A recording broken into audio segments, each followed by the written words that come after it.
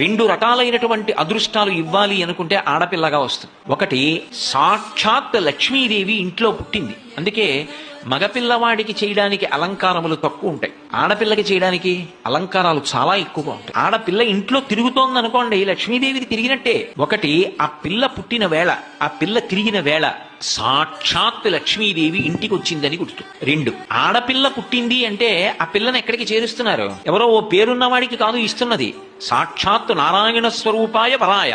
ఆ వరుడు నారాయణ స్వరూపుడు. ఇప్పుడు లక్ష్మిని నారాయణుడి పక్కకి చేర్చారు.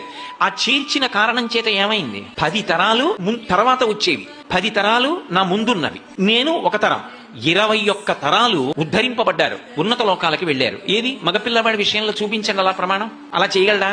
సాధ్యం కాదు. అమ్మవారు అనుగ్రహిస్తే ఆ తల్లి వీళ్ళని నేను విశేషమైనటువంటి ఫలితము చేత సత్కరించాలనుకుంటున్నాను అనుకుంటే ఆడపిల్లగా వస్తుంది.